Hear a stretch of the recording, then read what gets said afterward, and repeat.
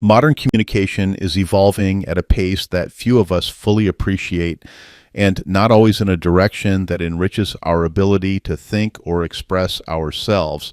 One of the clearest indicators is our dependence on emojis. These tiny digital symbols, once used sparingly as accents, now often serve as substitutes for entire sentences. What began as a playful shorthand has quietly reduced our capacity to communicate with emotional clarity and intellectual accuracy, which leads to a simple invitation: start a new habit. Choose one new word every week, learn it, understand it, and find a natural moment to use it in daily conversation. The goal is not to sound superior or pretentious. It is not a performance. It is simply an intentional effort to move the Overton window of normal expression.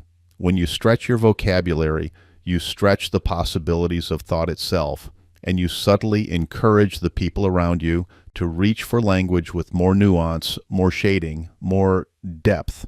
Humanity has always used symbols to record meaning: caveman drawings, iconography etched into stone, the digital icons that decorate our computers and phones, hieroglyphs.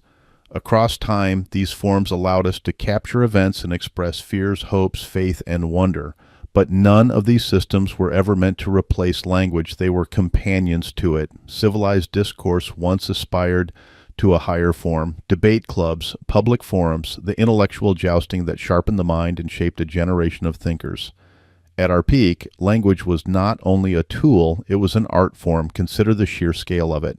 A common unabridged dictionary contains around 100,000 words. The Oxford English Dictionary reaches more than 600,000. That is an enormous palette for expression.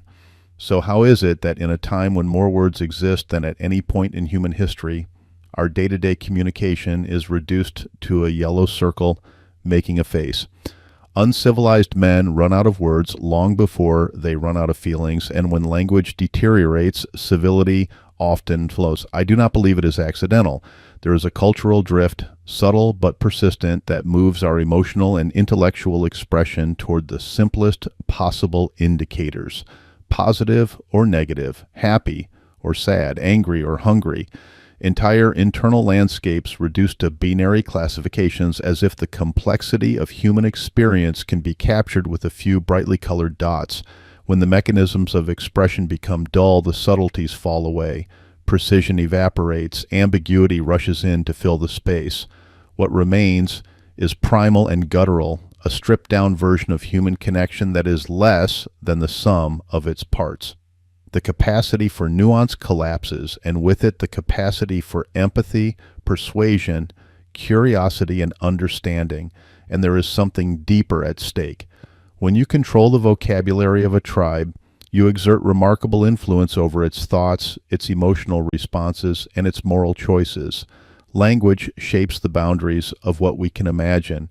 Reduce the range of expression, and you reduce the range of thought. Reduce the range of thought, and you limit the possibilities of a culture. This is why it matters to reclaim our words, to add new ones, to use them boldly, to let them refine the way we interpret the world and communicate with one another. A single new word each week is a simple habit, almost too small to notice at first, yet powerful enough to shift the trajectory of your thinking. When you strengthen your language, you strengthen your mind. And when you strengthen your mind, you expand the world you live in.